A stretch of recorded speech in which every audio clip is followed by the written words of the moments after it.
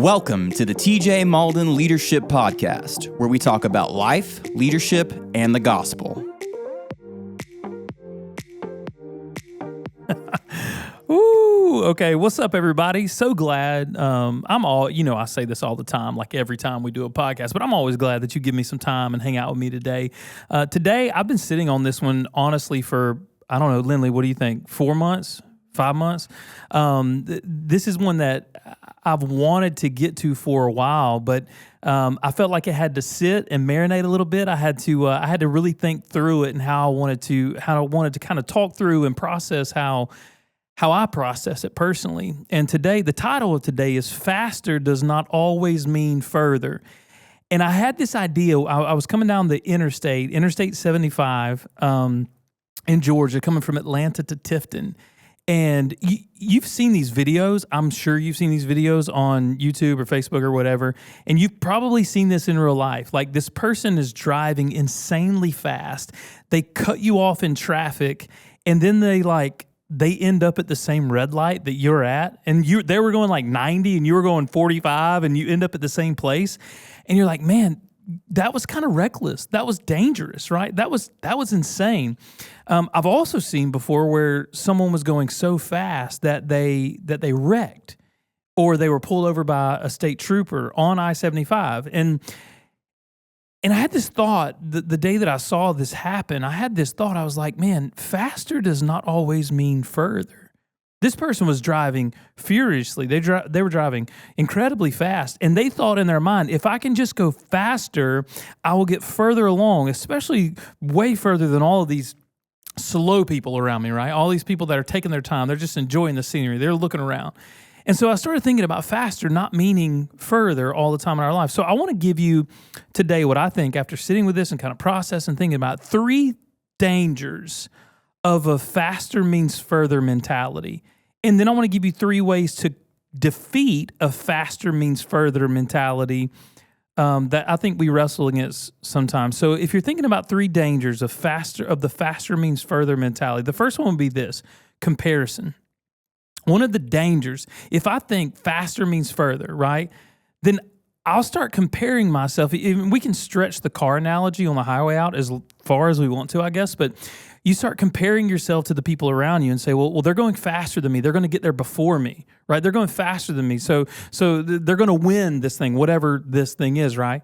So we start comparing ourselves and looking at people around us. And in life, if we just start trying to go faster, we'll start comparing ourselves to the people around us. Well, I should have gotten that promotion faster. I should have gotten married faster, right? I should have gotten the job that I want faster. I should have been done with my degree faster, right? If we just think in those terms, we'll start looking around at the people around us and we'll start comparing ourselves. And Roosevelt said it this way. I love, and this is a famous quote all of us have heard, that comparison is a thief of joy. And so the danger of a faster means further mentality means that we start comparing ourselves to people around us. And what that will do, it'll start to rob my joy in the journey, my joy in the process. And then it'll inhibit me from being who I'm supposed to be on the journey or in process. There's a great Asian proverb. And it says this: the flower does not compare itself to the flower beside of it. It just blooms. And when I heard that, I was like, oh my gosh, that is so good. Like, a flower's not busy comparing itself to the flowers in the garden or the different types or varieties or the rate at which they're growing. It's all of its energy, all of its effort is focused on growing so that it can bloom. And if we're too busy comparing ourselves to the people around us, we will not focus on our own growth and who God has called us to be and who we're supposed to be. And we will not bloom, 1, where we're planted, or 2, in the way that we're supposed to, if we're spending all of our time comparing ourselves to the people around us. Under that idea of comparison would also be this: when you start comparing yourself to the people around you, that opens the door to resentment, to jealousy, and it can, if you're not careful, foster a lack of community. So the people around you, if you're constantly comparing yourself to people around you, the people around you can turn into your competition rather than your community. Now, Can there be healthy competition in the context of community? Absolutely, right? When I used to CrossFit all the time, I experienced that. Me and my friends at the gym, we loved competing against each other, but it wasn't just for the sake of comparing ourselves. We were wanting to make each other better.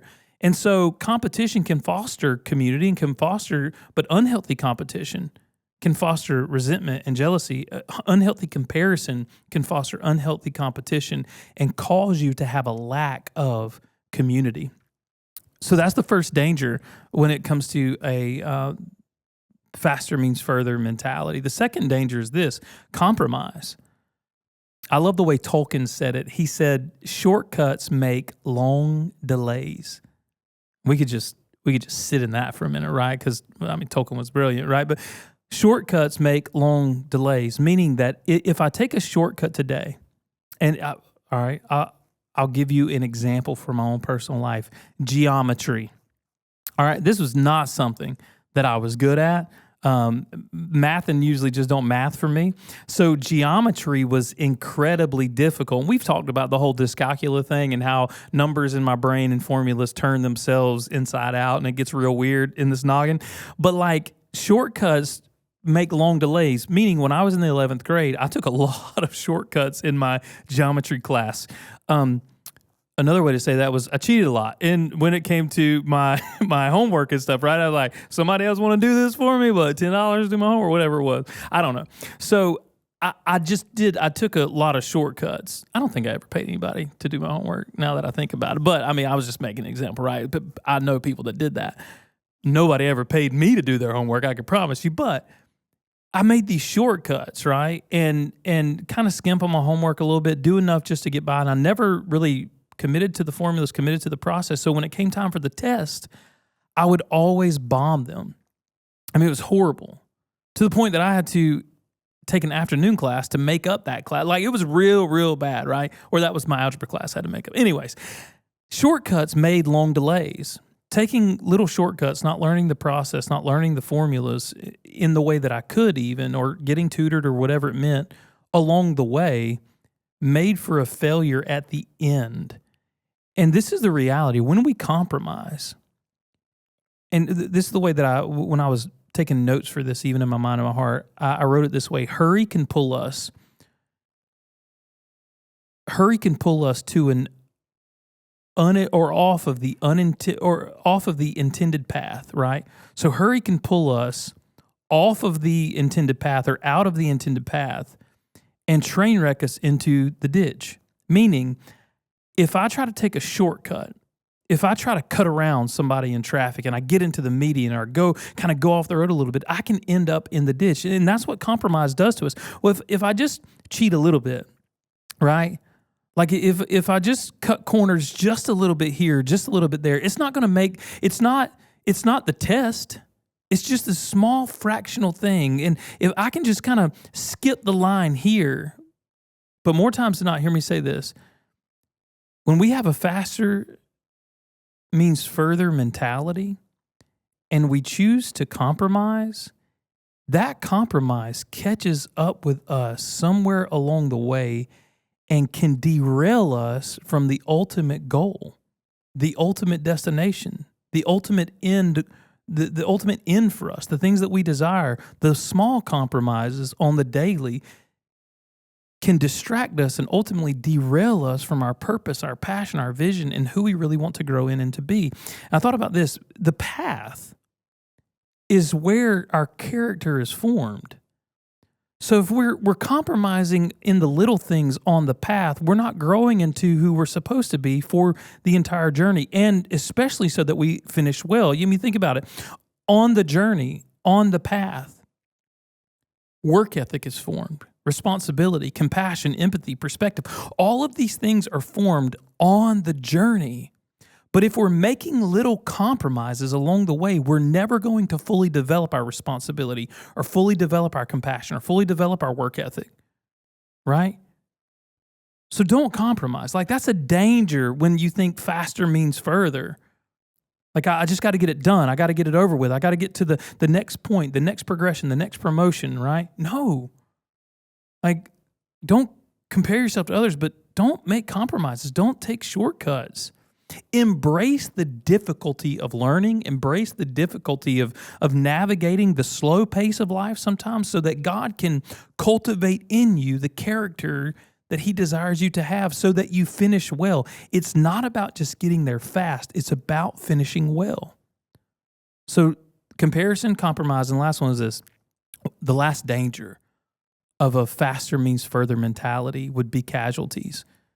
I've seen this happen before where someone cut someone off in traffic to get there faster, and then the train, right? I haven't seen this in person, but I've seen videos of where someone tries to get around someone to get across the train track really fast, and that train collides with their vehicle.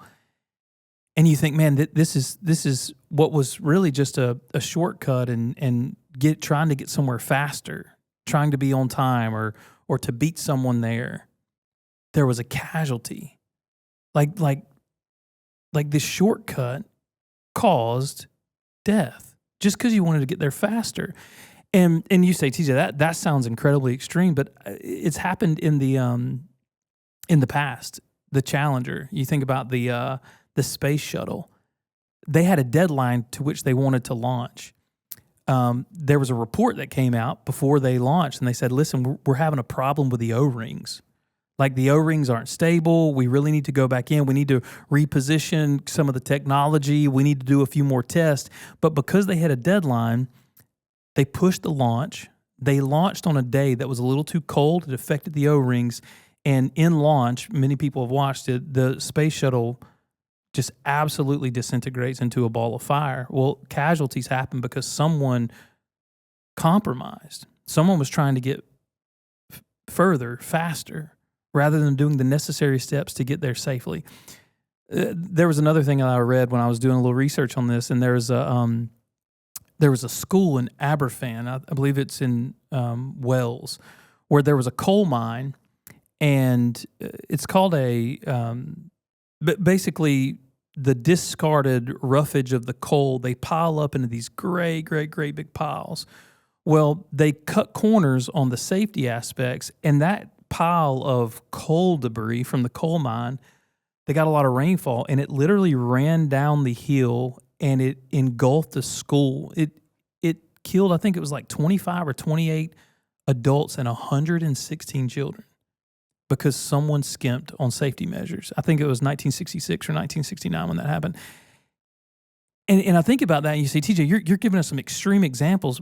Yeah, this happens in life, but the reality is on our own journey, our own path, like sometimes when we compare ourselves to others and we compromise, we assassinate our own character. We kill our character. We kill our influence. We kill our own community, right? Like we take the life out of people around us that God has called us to encourage and to care about because we just wanted to get faster. I love the way the Navy SEALs say it. They said, the more you sweat in training, the less you bleed in battle. And it's this idea that, like, if I take the necessary steps, if I don't compare myself to others, if I focus on my own journey, who God's called me to be, if I refuse to compromise and I do the hard work of building character, responsibility, compassion, empathy, whatever it is, my skill set, my trade, then I'll get where I'm supposed to be or where I'm supposed to be when I'm supposed to be there. See, and this is a thought, an idea that's unique to Christians in some ways, right? I believe that God has a timeline for our life, and I believe that God is sovereign. So I believe that what Scripture says, that God has given us an expected end, and that even the hairs of our head are numbered by the light. Like the Lord knows how many hairs are on our head. He knows the contents and the conditions of our heart. He knows our journey, and the pen of our journey is in His hand. So why would I want to shortcut God?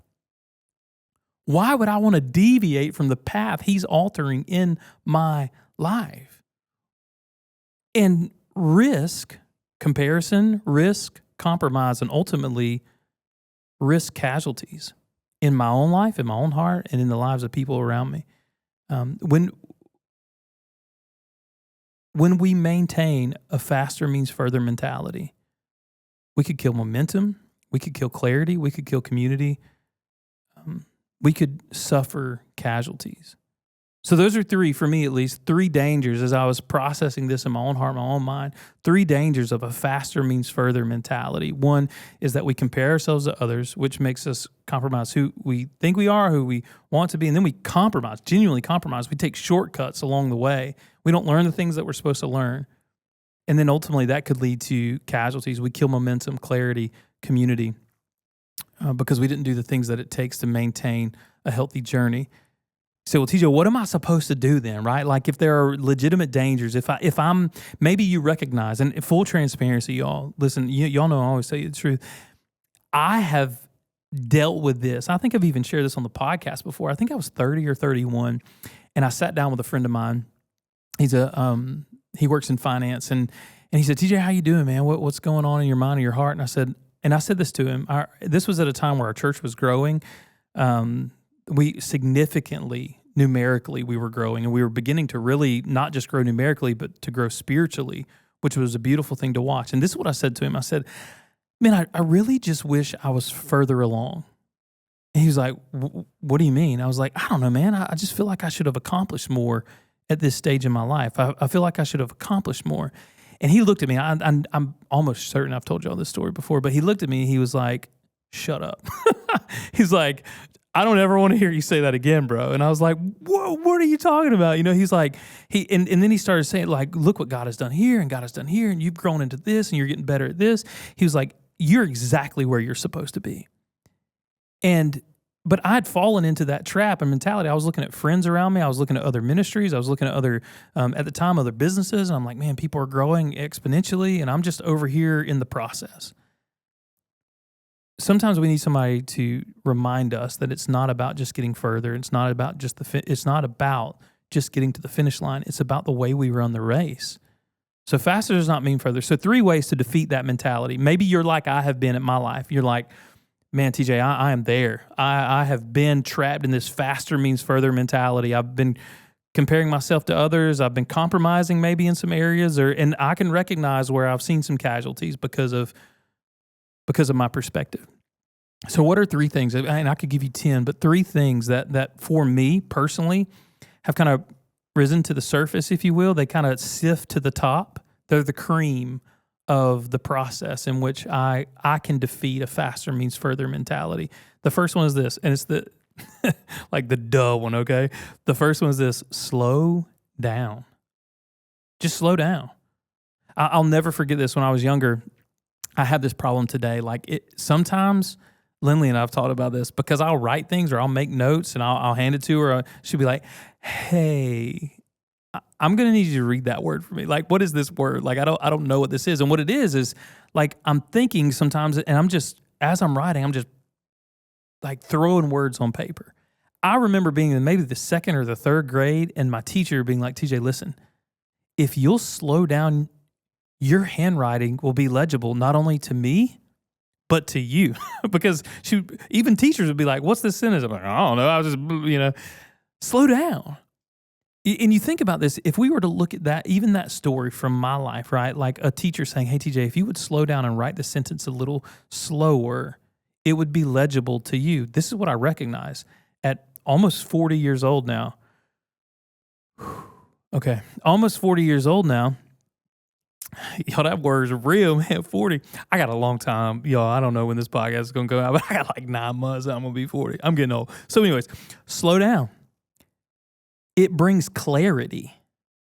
It brings precision. Slowing down or choosing to slow down helps us, and this is the way that I phrase it, even for my own heart, put purposeful pauses in our day, our week, our month, and our year. We should be putting purposeful pauses in our lives every day. It doesn't matter if it's 5 minutes or 20 minutes or 30 minutes, a time of meditation, a time in the Word if you're a believer and you want to know Jesus more, a time with your family, right, to sit and to think about them, to pray with them maybe, and we're going to get to prayer even more in a minute, but like just slow down.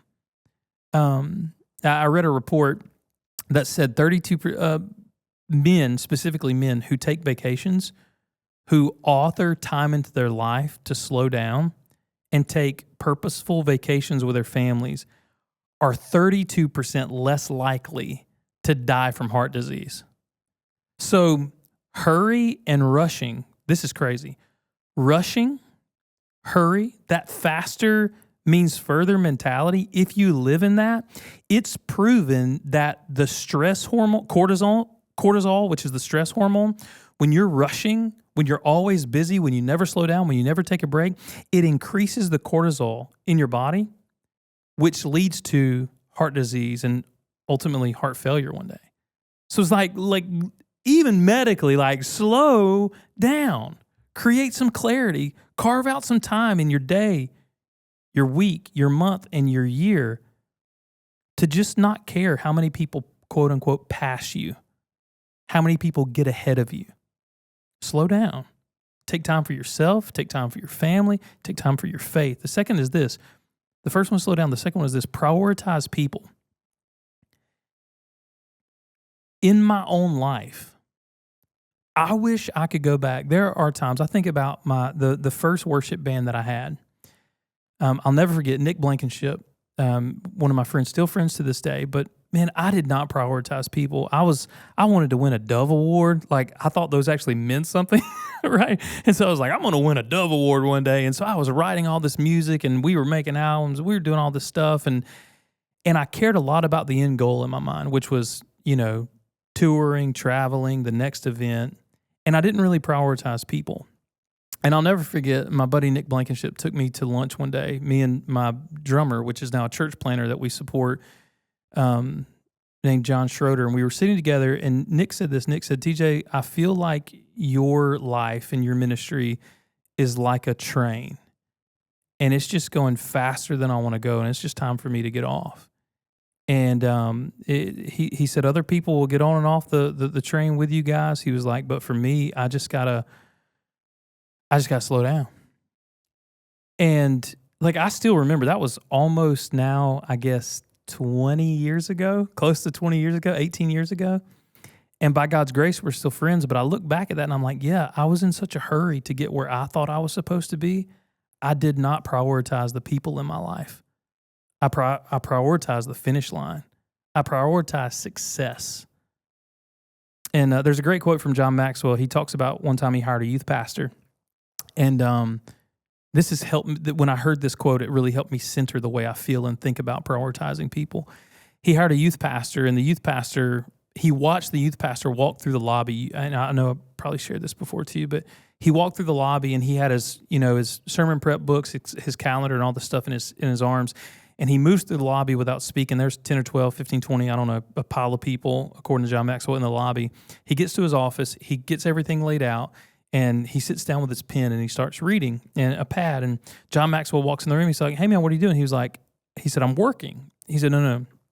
He said, you just walked through your work.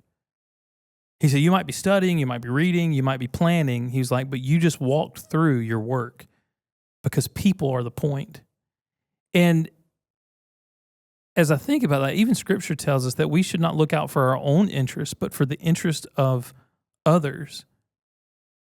So when I really want to love people well and I want to defeat the faster means further mentality, I start caring about my team more than the destination, more than the vision, more than the mission, more than the end goal. I start caring about them as people. And I can notice this, y'all, even in my own life. Like when I start focusing in too much on the end goal or too much on numbers, or when the metrics take over too much of my brain, I stop asking people, how are they? I stop asking people, how's your wife doing? How's your marriage? How's your friendships? How's your heart? Like I recognize that in myself. And so a way that I slow myself down, a way that I can slow down is literally just saying, hey, how are you doing? Because 9 out of 10 times they're going to answer, and I'm going to have to stop everything else and have a conversation. That's intentional, purposeful pauses so I can slow down and begin to prioritize people. The same way in our lives with our wives or your husband, if you're a woman listening, and your kids and your friends. Like when you begin to prioritize people, you'll slow your life down to incorporate them. If I'm always, I hear it all the time. My kids are 8 and 6 right now. Cam will be 9 in like a month.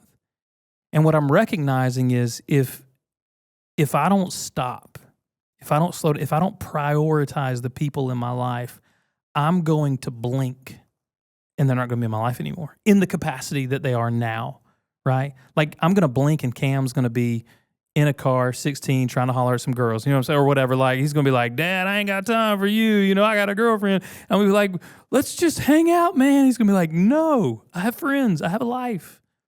I'm going to college. Probably not playing a sport, but I'm doing something really creative and cool with my life, Dad. Same way with Lizzie. Like they're 6 and 8. Like, man, prioritize people, y'all. And I know always I'm being a little bit vulnerable, a little bit transparent, open up my heart. But like, man, a way that I slow down is I make them a priority. I consider them more honorable, more important than myself. Because if I care about me, I'm just going to rush. I'm just going to hurry. I'm just going to get to the end goal. I just want to see the numbers improve, right? But if I prioritize people, I slow down and I get to know that it takes time to get to know them. It's a process. It takes time to care. It takes time to love. And so I slow down, number one, and then I prioritize people. And the last one is, and this is mine personally, and I'm gifting this to you if this is something you want to incorporate into your life. But for me, like I said earlier, kind of the cream of my process of how I try to defeat a faster means further than mentality in my life is this. I pray. I invite God into the process, into my day, into my week, into my month, and into my year. I pray. I've told our church this before, but like I'm the world's worst. I'm a pastor, all right? I've been in ministry for 22 years. And sometimes I'll sit down and I'm really hungry and I'm like 2 bites in, all right? And so it's inevitable. Like I'm around a church person or one of my family members and they're just like staring at me. And they're like, you going to say the blessing? I'm like, oh, yeah. Like, and I always say something, try to say something like, I mean, hey, man, we're Christians. It's blessed anyways. You know what I'm saying? But like, sometimes I rush and I'm like, I'm so hungry. I'm just like, I just want to eat. I don't even consider saying a blessing or talking to God, right? But I've treated a lot of life like that at times where I've rushed into a decision or I've rushed into, a strategy or a program or a plan, or even for my kids and my family, my wife. I've rushed in these things without inviting God into the process. So praying, God's a part of the process anyways. Prayer just acknowledges like, hey, God, I'm not in control. I don't think that I know the best thing to do or the best course of action. So I'm inviting you into this journey with me, God. Lord, I know you're here. I know you're present. But as I pray, I'm really just turning the reins back over to you in my own heart, my own mind, so that I can trust you in the process. So prayer invites God into the process, even though he's already part of it. We need that invitation to him in our minds a lot of times to remember like, okay, God, I want you in this process with me. The second thing is prayer, it realigns my heart. Like when I start praying, like for our church, for example, like I can get caught up in an initiative, I can get caught up in a sermon series, but when I start praying for our church, I start thinking about rather than the next goal that we want to hit or the next program that we want to do or the next, construction project that we want to complete on campus. When I start praying, I start thinking about lostness in my community. I start thinking about how our city is a hub for human trafficking. I start thinking about how 2 blocks away, right, there are men and women struggling to put food on the table for their children. When I pray, it realigns my heart. Like it slows me down enough that I take my focus on everything else and I put my focus on God and what he has for me and what he has for the people around me. And it centers me, if you will, on what really matters. Prayer has a way, and I say it like this all the time. It's not that prayer pulls God into our perspective or it pulls God or it bends God for him to do what we want. What prayer does, it realigns our heart in such a way that we stop caring about the things that don't matter and we care about what God cares about. And so when I pray, like I start loving people more, I start caring more about the mission of God rather than the mission of TJ, right? Or even the vision mission of God rather than that of First Baptist Church Tifton, right? It centers me on what really matters in life. So it invites God into the process. It realigns my heart. It centers me on what really matters. And it makes God's timeline the only one that matters. When I pray, y'all listen, I'll just be fully transparent. We've been in the process of wanting to build a house for like 5 years, okay? 5 years. And, we've had the drawings, the architectural drawings, we've had all the, and we just kind of been sitting on go. And And I've grown impatient a few times. I'm just like, man, let's pull the trigger and just do this thing. Like, we're at a capacity, we can do this. Like, just do it. And then the interest rates go up. And I'm like, oh my gosh, like I'm frustrated, man. And this isn't my timeline, right? And then over the last year, watching my wife at her job, she's one of the most brilliant women that I know. Like, truly, I don't say that just because she's my wife. But she is brilliant and she's amazing at her job. And she's just been processing, like, over the last year, coming home from work. And she's like, TJ, I realize, and this is what she said, I realize that I've invested a lot of time, a lot of energy, and a lot of effort into other families and other people. And I really want to realign that focus and energy to my own family. And she's a wonderful mom. She's a wonderful wife. She's an awesome friend. But she's like, I just feel like we only have a few years with the kids. I really want to be at home. I really want to focus on them. And so what I'm recognizing is we put and I am, y'all know me, I am just going to get a little transparent here. We've put this house on hold for 1 year and then 2 years and then 3 years. And now she's officially sent in her letter of resignation to work. She's told all the people at her work, like, hey, I'm going home. I'm going to invest and minister to my families in ways that I can if I stay full-time in this job. And so what I recognize now, and I told her this the other night, I said, hey, listen, I would rather have you feeling fulfilled in your calling as a mom and a wife, and even at the church, if you want to call it that, like serving in some capacity, than having your paycheck. Like I'd rather have you in your greatest capacity that you feel like you want to be at home than just more money. And so what I'm recognizing, my timeline was to start a house 3 years ago. God's timeline was to position me and my family to where I could bring my wife home. And I would no longer care if I build a house this year or 5 years or 10 years, as long as a family we're growing in our faith together, we're loving each other, and we're spending quality time together while we have it. And so God, I'm looking at this and I'm like, I'm praying, I'm like pounding on heaven's door, like let me build my house. God, what's going on? Let's do this thing. And all the while, God's like, no, I'm positioning you on this slow pace to remind you what really matters. I'm positioning you in this place so that you prioritize your wife and your children. Your wife prioritizes you and your children and your church and where I've planted you, more than just having more money, more than just building a new house, more than all these things that the world has to offer. I'm repositioning you by slowing you down, by you prioritizing people and you praying. I've repositioned you now not to think that faster means further. So it's just been a wild process for me. So hopefully for you, and y'all hear all the stories, okay? It's like you get all the inside information to my life, right? So, but I hope these are things that I'm processing that I hope are helpful to you. I hope you'll slow down. I hope you'll prioritize people. And I hope you'll pray. Listen, you may not have the car you want right now. You may not have the degree finished. You may not have the promotion that you want. You may not be in that perfect house, right, that you've been longing for. It's okay. Maybe I did this whole podcast, and I don't know who you are, but maybe I did this whole podcast just to tell you, if you're not further than you thought you should be, it's okay today. Now, if you're being lazy, if you're being neglectful, those things, it's not okay. But if it's because you're slowing down and you're prioritizing people and you're praying and you're recognizing the things that really matter, you're not comparing yourself to others, and you're not compromising, you're not causing casualties in your joy or in your community, you're fostering clarity, it's okay. It's okay to slow down. It's okay to care about people more than the prize. And it's okay to pray. Take time. Spend time with Jesus. Pray. And watch what God does in your life. So listen, hear me say this. Faster does not always mean further. Slow down. Prioritize people and pray and see what God does.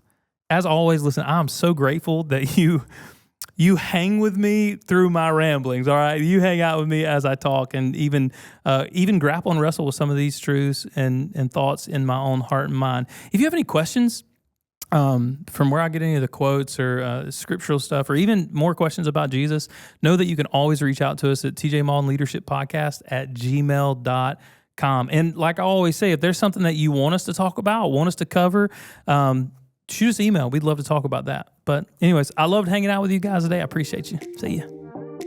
Thank you so much for listening to this episode of the TJ Mauldin Leadership Podcast, where we talk about life, leadership, and the gospel. If you enjoyed this episode, share with a friend. For more content, follow us on Instagram and YouTube. If you have any questions you would like to ask TJ, whether it is about life, leadership, or the gospel, you can email those to tjmaldenleadershippodcast@gmail.com. Thank you again for listening, and we hope you join us again on the TJ Malden Leadership Podcast.